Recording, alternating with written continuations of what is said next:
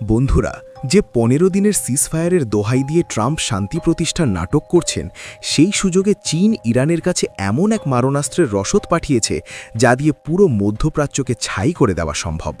কিন্তু আসল টুইস্ট এখানে নয়। সবাই যখন কিং কর্তব্য বিমূঢ়, তখন ভারত এমন এক মাস্টার স্ট্রোক খেলেছে যার ফলে বেইজিং থেকে ওয়াশিংটন পর্যন্ত সব জায়গায় রেড অ্যালার্ট জারি হয়ে গেছে। আজ আমি আপনাদের দেখাবো কিভাবে ভারতের একটি গোপন চালে ইরান চীন ড্রামায় দিল্লির এন্ট্রি হয়েছে এবং কেন আমেরিকান সরকারের হাত পা আজ ঠান্ডা হয়ে গেছে। ভিডিওটি শেষ পর্যন্ত না দেখলে আপনি বুঝতেই পারবেন না বিশ্বযুদ্ধের এই নতুন সমীকরণ ভারত কিভাবে নিজের নিয়ন্ত্রণে নিয়েছে। আপনারা ভাবছেন ৫টি জাহাজ তো আসতেই পারে, কিন্তু এই জাহাজগুলোতে যা আছে তা সাধারণ কোনো পণ্য নয়। এর ভেতরে রয়েছে সোডিয়াম পারক্লোরেট। সহজ ভাষায় বললে এটি হলো মিসাইলের প্রাণভোমরা। আপনার কাছে লোহা থাকতে পারে, শক্তিশালী ওয়ারহেড থাকতে পারে, কিন্তু যদি আপনার কাছে সলিড ফিউয়েল না থাকে, তবে সেই মিসাইল হবে স্রেফ একটা লোহার পাইপ। ইরান এই মুহূর্তে রাশিয়ার কাছ থেকে বিস্ফোরক পাচ্ছে, নিজের কারখানায় স্টিল তৈরি করছে, কিন্তু তারা আটকে ছিল এই জ্বালানির জায়গায়। আর ঠিক সেখানেই ড্র্যাগন তার থাবা বাড়িয়েছে। চীন এমন 5টি বিশাল জাহাজ পাঠিয়েছে যাতে প্রায় 785টি অত্যাধুনিক খুররাম মাসাহার ক্যাটেগরির মিসাইল তৈরির জ্বালানি আছে। এখন কারিগরি বিষয়টি একটু সহজ করে দিই। আপনারা হয়তো ভাবছেন লিকুইড আর সলিড ফিউয়েলের মধ্যে পার্থক্য কী? বন্ধুরা, লিকুইড ফিউয়েল হলো পুরনো দিনের টেকনোলজি। মিসাইল ছোড়ার আগে 4 ঘন্টা ধরে তাতে তেল ভরতে হয়। আর সলিড ফিউয়েল হলো ইনস্ট্যান্ট ডেথ, মাত্র 10 মিনিটে মিসাইল রেডি। অর্থাৎ শত্রু দেশ কিছু বুঝে ওঠার আগেই ইরানের মিসাইল তাদের দরজায় কড়া নাড়বে। চীন যখন এই মারণাস্ত্রের রসদ সরবরাহ করছে, তখন পুরো পৃথিবী ভাবছিল ভারত হয়তো চুপ থাকবে। কিন্তু ভারত এমন এক চাল চেলেছে যা কেউ কল্পনাও করেনি। এখন আসি সেই মূল ঘটনায় যা বিশ্ব মিডিয়া এড়িয়ে যাচ্ছে। আপনারা কি জানেন এই 5টি চীনা জাহাজের মধ্যে 2টি জাহাজ মাঝ সমুদ্রে হঠাৎ তাদের ট্র্যাকার অফ করে দিয়েছিল? কেন? কারণ তারা আমেরিকার নজরদারি এড়াতে চেয়েছিল। বাকি 3টি জাহাজ মিথ্যা তথ্য দিয়েছিল যে তারা অন্য কোনো দেশে যাচ্ছে, কিন্তু ইরানের বন্দরে পৌঁছানোর আগেই তাদের আসল পরিচয় ফাঁস হয়ে যায়। ট্রাম্প যখন সিজফায়ারের নামে ইরানকে 15 দিনের সময় দিয়েছেন, তিনি হয়তো ভাবেননি যে সেই 15 দিনকে ইরান রিস্টকিং করার জন্য ব্যবহার করবে। কিন্তু এখানেই ভারতের এন্ট্রি। ভারত জানে যে ইরান যদি চীনের উপর সম্পূর্ণ নির্ভরশীল হয়ে পড়ে, তবে এশিয়ায় ভারতের কৌশলগত অবস্থান দুর্বল হবে। তাই ভারত গোপনে চাবাহার বন্দর এবং তার কূটনীতিক চ্যানেলের মাধ্যমে এমন এক চাপ তৈরি করেছে যে আমেরিকা পর্যন্ত এখন ভারতের পরামর্শ নিতে বাধ্য হচ্ছে। ভারতের গোয়েন্দা সংস্থাগুলো অনেক আগেই এই শিপমেন্টের খবর জানত। যখন আমেরিকান গোয়েন্দারা ঘুমাচ্ছিল, তখন সাউথ ব্লকের টেবিলে এই ম্যাপটি সাজানো ছিল। অনেকেই দাবি করছেন যে ট্রাম্প এই পরিস্থিতিতে খুব শক্তিশালী ভূমিকা নিচ্ছেন, কিন্তু সত্যি কথা বলতে ট্রাম্পের হাত এখন বাঁধা। কেন? কারণ চীন সরাসরি অস্ত্র পাঠাচ্ছে না, তারা পাঠাচ্ছে কেমিক্যাল। আর আন্তর্জাতিক আইনের এই ফাঁকটাই চীন ব্যবহার করছে। ঠিক এই পয়েন্টে দাঁড়িয়ে ভারতের এস জয়শঙ্কর বা নরেন্দ্র মোদীর নেতৃত্বাধীন ভারতের কূটনীতি বিশ্বে ভারতের গুরুত্ব প্রমাণ করেছে। ভারত মধ্যপ্রাচ্যের দেশগুলোর সাথে যে ব্যালেন্স বজায় রেখেছে, তার ফলে আজ ইরান চীনকে কাছে টানলেও ভারতের সাথে সম্পর্ক খারাপ করার সাহস পাচ্ছে না। এই বিষয়ে একটি অত্যন্ত গুরুত্বপূর্ণ টুইট করেছেন বিশিষ্ট ভূ রাজনৈতিক বিশ্লেষক এবং বিশেষজ্ঞ ব্রহ্মচেলানি।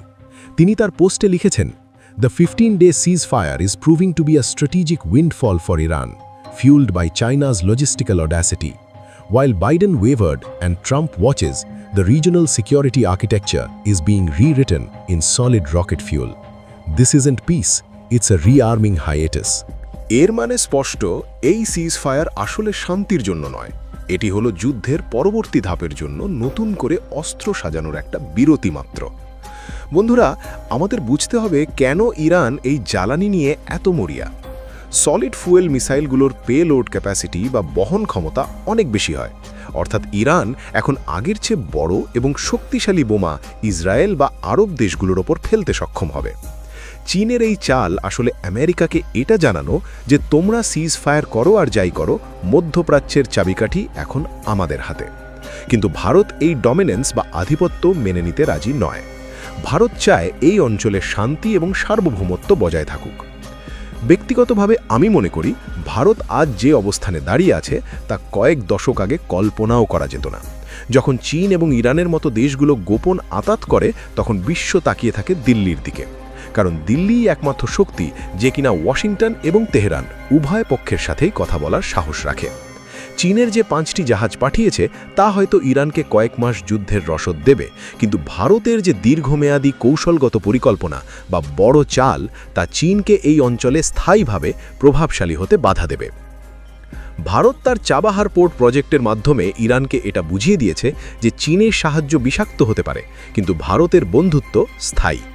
আপনারা যারা মনে করছেন আমেরিকা একা সব সামলে নেবে তারা ভুল করছেন। আজকের পৃথিবীতে ভারতের সম্মতি ছাড়া কোনো বড় সমস্যার সমাধান সম্ভব নয়, আর এটাই হলো নতুন ভারতের দাপট। মনে রাখবেন, চীনের দেওয়া এই সোডিয়াম পারক্লোরেট কেবল মিসাইল ফুয়েল নয়, এটি আসলে ইরানের সার্বভৌমত্বকে চীনের কাছে বন্ধক রাখার একটি নীল নকশা।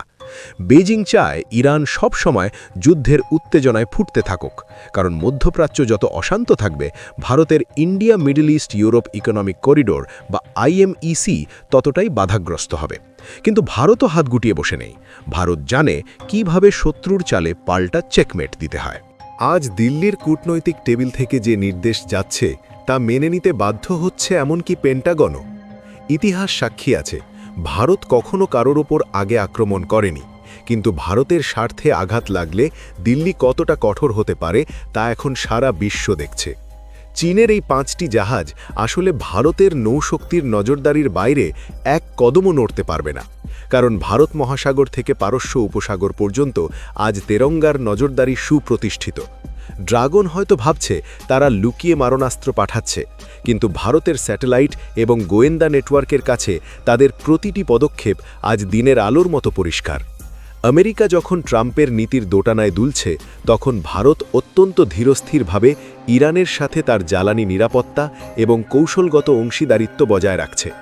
এটিই হলো চাণক্য নীতি, যেখানে শত্রু এবং বন্ধু উভয়কেই নিজের নিয়ন্ত্রণে রাখতে হয়। ইরানও খুব ভালো করে জানে যে বিপদের সময় চীন কেবল ব্যবসার কথা ভাবে, কিন্তু ভারত পাশে দাঁড়ায় নিঃস্বার্থ বন্ধু হিসেবে। চীনের এই মিসাইল রাজনীতি আসলে দক্ষিণ এশিয়ায় ভারতের ক্রমবর্ধমান প্রভাবকে রুখে দেওয়ার এক ব্যর্থ চেষ্টা মাত্র। ভারতের এই নতুন অবতার দেখে আজ বিশ্বের বড় বড় শক্তিগুলো বুঝতে পেরেছে যে দক্ষিণ এশিয়ার সিংহ এখন জেগে উঠেছে। আমরা শুধু শান্তি চাই না, আমরা নিজের শর্তে সেই শান্তি বজায় রাখতে জানি, এবং তার জন্য যে কোনো শক্ত পদক্ষেপ নিতে ভারত আজ প্রস্তুত। চীনের এই ধূর্ত কৌশল এবং আমেরিকার অসহায়তার মাঝে ভারতই আজ বিশ্বমঞ্চের আসল গেম চেঞ্জার। এই পুরো ঘটনার পেছনে চীনের আসল উদ্দেশ্য কিন্তু ইরানকে রক্ষা করা নয়, বরং আমেরিকাকে ব্যস্ত রাখা, যাতে চীন তাইওয়ানের ওপর নজর দিতে পারে। কিন্তু ভারতের নজর সব দিকে। আমাদের সেনারা সীমান্তে যেমন সতর্ক, আমাদের কূটনৈতিকরা বিশ্বমঞ্চে ঠিক ততটাই ধারালো। আপনারা কি মনে করেন, ভারতের এই কৌশলী অবস্থান কি পৃথিবীকে তৃতীয় বিশ্বযুদ্ধের হাত থেকে বাঁচাতে পারবে, নাকি চীন ইরান অক্ষশক্তি পুরো বিশ্বকে ধ্বংসের মুখে ঠেলে দেবে? আপনাদের মতামত অবশ্যই কমেন্টে জানান। ভিডিওটি ভালো লাগলে শেয়ার করতে ভুলবেন না। জয় হিন্দ, বন্দে মাতরম।